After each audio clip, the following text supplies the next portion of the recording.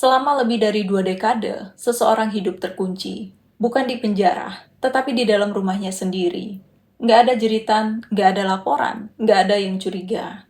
Sampai satu malam, kebakaran kecil justru membuka rahasia yang puluhan tahun tersembunyi.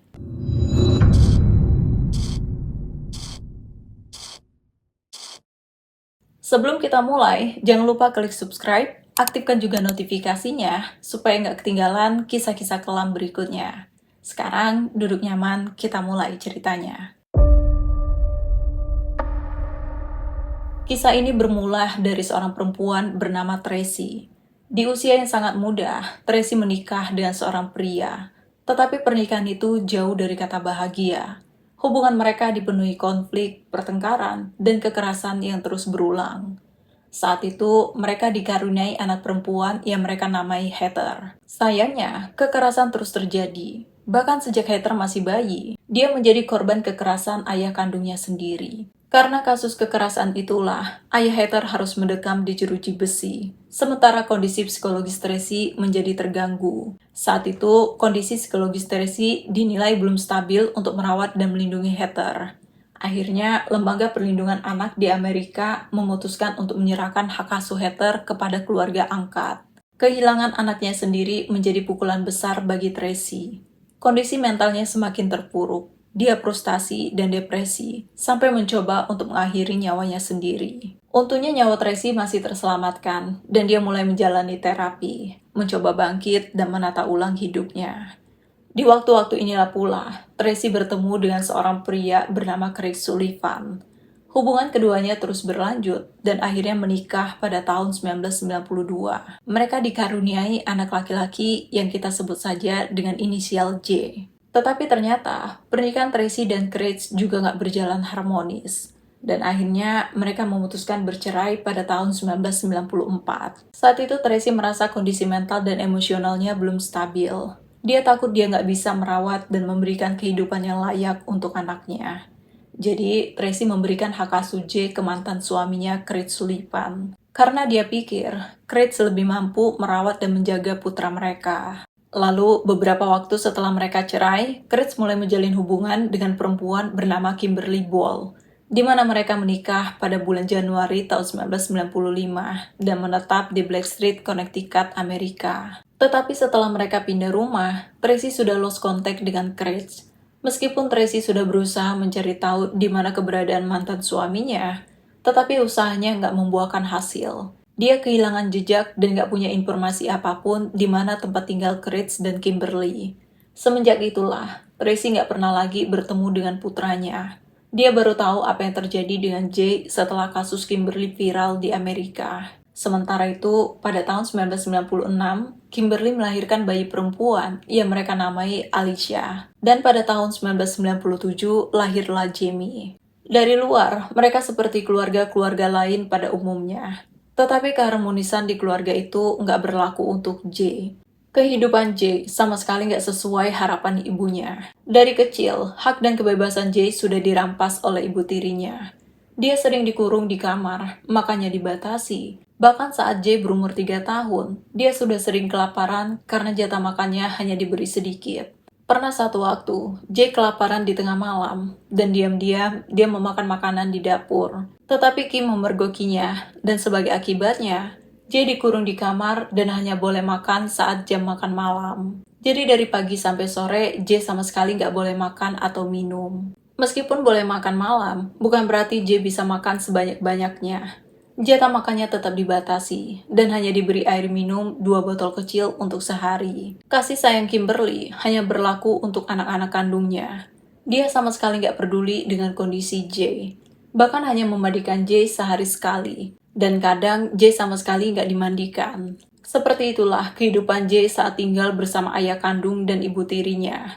Sayangnya, ibunya kehilangan kontak dan sama sekali nggak tahu di mana dan bagaimana kondisi Jay saat itu. Lalu, saat Jay berumur 5 tahun, dia disekolahkan di SD Barnard Waterbury. Tetapi karena sering kelaparan, Jay terpaksa minum air dari toilet. Dia juga suka mencuri makanan di sekolah, bahkan memakan makanan dari sampah. Perilaku Jay memancing perhatian pihak sekolah. Apalagi kondisi Jay sangat kotor dan kumal. Tetapi ketika pihak sekolah mencoba menghubungi Kimberly, telepon dan surat panggilan mereka nggak pernah direspon. Beberapa kali pihak sekolah menelpon dan mengirimkan surat panggilan, tetapi Kimberly tetap nggak merespon. Akhirnya, Kepala Sekolah SD Barnard melaporkan kecurigaan mereka ke Departemen Anak dan Keluarga Connecticut atau DCF. Mereka melaporkan kecurigaan mereka bahwa J mungkin menjadi korban penelantaran anak oleh orang tuanya sendiri. Karena laporan inilah, sekitar tahun 2005, saat J berumur 11 tahun, pihak DCF melakukan kunjungan ke rumah Kimberly untuk memastikan kebenaran dari laporan itu. Tetapi saat Kim mendapatkan kabar soal kunjungan itu, dia mengancam J untuk nggak ngomong aneh-aneh ke staf DCF.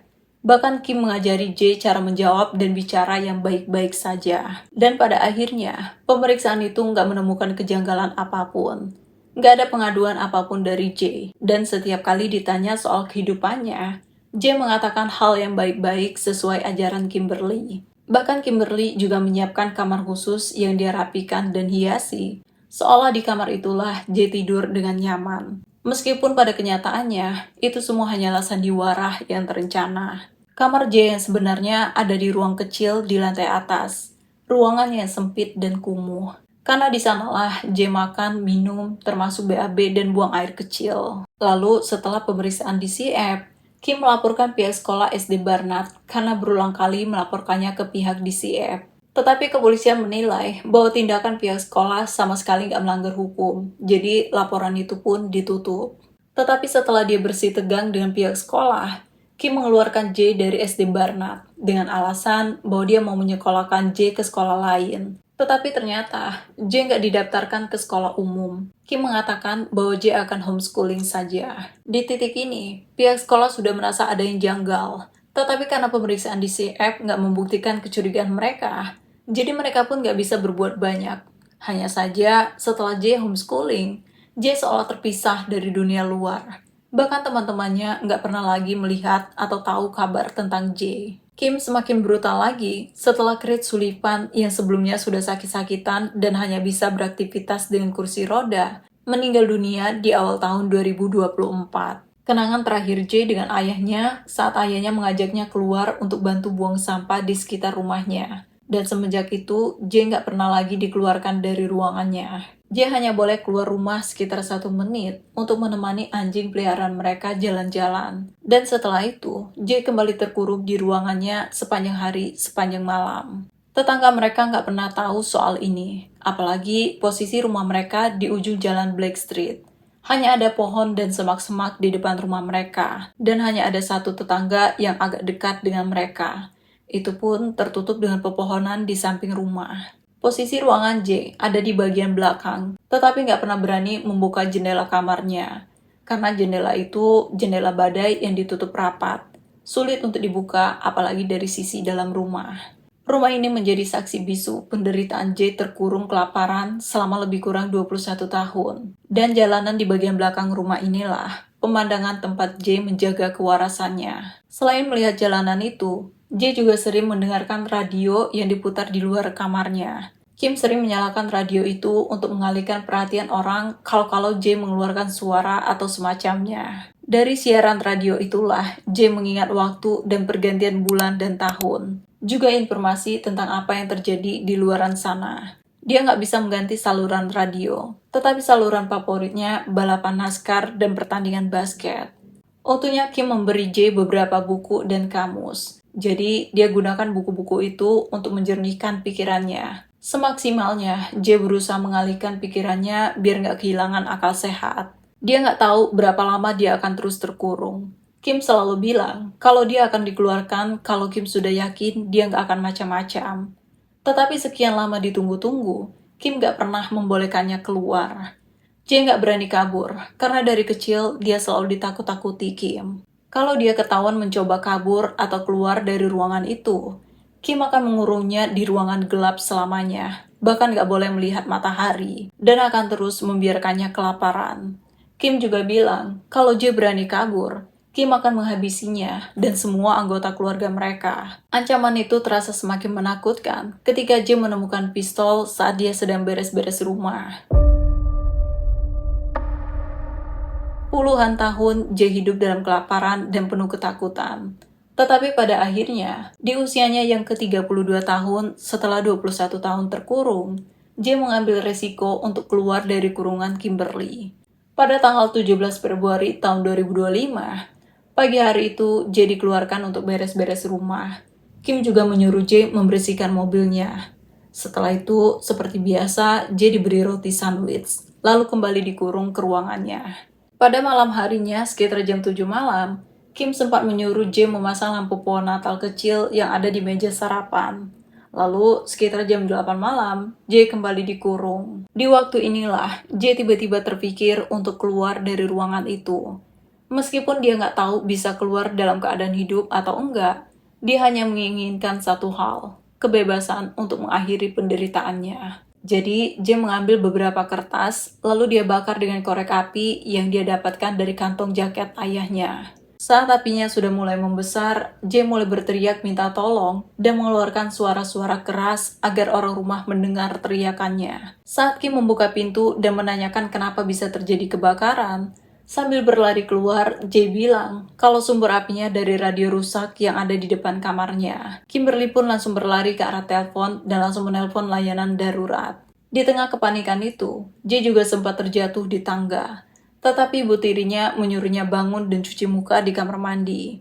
Karena Kim gak mau petugas kebakaran curiga dengan tampilan J yang lusuh dan kumal. Lalu saat mereka berlari keluar, J sengaja terjatuh lagi. Saat Kim menyuruhnya bangun, J tetap diam dan pura-pura kesakitan. Dia sengaja gak beranjak agar diselamatkan petugas kebakaran. J merasa jika dia keluar bersama ibu tirinya, dia mungkin akan disembunyikan ke tempat lain. Saat petugas pemadam kebakaran tiba di lokasi, mereka melihat api mengepul dari lantai atas rumah itu. Semua anggota keluarga sudah keluar, sementara J masih terjebak di dalam rumah. Ketika Kimberly memberitahu bahwa anak tirinya masih di dalam rumah, petugas pun langsung masuk mengevakuasi J. Luka bakar J nggak terlalu parah, tetapi petugas sangat shock melihat kondisi J. Tubuhnya lusuh dan nggak terurus. Saking kurusnya, tubuh J seperti tulang yang hanya berlapis kulit. Pipi dan pelipisnya sangat cekung, rambutnya panjang, tebal, dan sangat kusut. Bahkan giginya juga membusuk. Kondisinya sangat lemas dan sangat memprihatinkan. Saat itu, salah satu petugas langsung menggendong J ke mobil ambulans. Dan di waktu inilah, J mengatakan kepada petugas bahwa dia sengaja membakar rumah itu karena dia menginginkan kebebasannya. Berulang kali, J terus mengatakan, I want my freedom, I want my freedom. Dari sinilah, kekejaman Kimberly pun terungkap. Setelah apinya padam, petugas langsung memeriksa rumah itu untuk memastikan ucapan J. Saat petugas masuk, mereka melihat kondisi rumah yang kotor dan kumal, apalagi di bagian tangga. Lalu saat petugas menyisiri rumah untuk mencari tahu sumber api, mereka menemukan pola pembakaran di ruangan lantai 2 yang sesuai dengan cerita J. Ada berbagai kertas dan tumpukan beberapa barang yang terbakar. Petugas juga melihat kunci geser dan semacam pengait yang terpasang di bagian luar pintu ruangan itu. Aroma ruangan itu juga campur aduk. Ada aroma bekas kebakaran, tetapi juga bau yang sangat menyengat. Bahkan kondisi ruangan itu membuat petugas merasa mual. Salah satu petugas mengatakan bahwa ruangan itu lebih buruk dari penjara tahanan perang. Sementara itu, saat polisi mau bicara dengan Kimberly langsung menolak dan beralasan bahwa dia sudah memberikan keterangannya kepada petugas kebakaran. Bahkan saat dia diinterogasi di kantor polisi, Kimberly tetap memilih diam dan dia langsung meminta pengacara. Sementara dari pemeriksaan medis, tinggi badan J sekitar 175 cm, tapi BB-nya hanya sekitar 30 kg. BMI indeks massa tubuhnya saja hanya mencapai angka 11, padahal menurut dokter normalnya di atas angka 18. Dokter mengatakan bahwa jika BMI seseorang di bawah 16, itu dianggap kelaparan. Dan kalau di bawah 13, itu sudah mengancam jiwa. Dengan kata lain, apa yang dilakukan Kimberly sudah mengancam nyawa anak tirinya. J juga mengalami kekurangan gizi yang sangat parah, sampai gak bisa mencerna makanan secara normal. Kalau langsung diberi makan dalam jumlah banyak, justru akan membahayakan nyawanya. Jadi, dia harus diberi makan dengan pelan, bertahap, dan diawasi medis agar tubuhnya bisa menyesuaikan diri. Selain itu, J juga mengalami gangguan fungsi motorik. Dia nggak bisa bebas menggerakkan anggota tubuhnya. Bahkan lututnya harus menggunakan kontraktur bilateral karena sudah terlalu kaku dan terus menekuk. Saat kasus ini terungkap, tetangga-tetangga Kimberly sangat terkejut karena mereka sama sekali nggak tahu kalau Kim punya anak tiri, dan mereka juga nggak pernah melihat keberadaan Jay. Viralnya kasus ini juga membuat Tracy dan Heather yang telah lama kehilangan kabar Jay akhirnya tahu apa yang terjadi dengan Jay. Di hadapan media, Heather mengutuk perbuatan kejam Kimberly. Bagi Heather, itu adalah kekejaman yang sangat nggak manusiawi. Saudaranya atau siapapun nggak pantas diperlakukan seperti itu.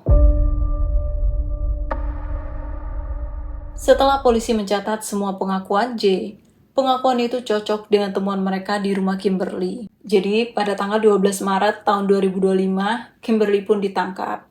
Tetapi kemudian, dia bebas dengan jaminan sebesar $300.000. Melalui pengacaranya, Kimberly membantah semua tuduhan itu. Kim mengatakan bahwa dia nggak pernah mengurung anak tirinya. Dan dia juga bilang bahwa Kritz lah yang paling bertanggung jawab soal itu. Tetapi walaupun Kim bebas dengan jaminan, dia harus tetap mengenakan pemantauan GPS sampai persidangan berlangsung. Dia didakwa atas tuduhan penculikan, penahanan ilegal, dan kekejaman terhadap anak yang kemungkinan akan ditahan selama lebih dari 2 dekade. Tetapi sampai saat ini, dia belum divonis dan hukum atas kasus ini masih dalam proses. Jika melihat semua yang terungkap, sulit untuk gak bertanya, apakah ayah kandung Jay benar-benar gak tahu apa yang terjadi dengan anaknya. Jay tinggal di rumah yang sama selama bertahun-tahun dalam kondisi yang jauh dari kata normal. Secara logika, hampir mustahil semua itu terjadi tanpa sepengetahuan siapapun. Tetapi hingga hari ini, nggak ada bukti hukum yang secara tegas menyatakan bahwa sang ayah terlibat langsung. Dan pada akhirnya, yang tersisa hanyalah satu pertanyaan besar.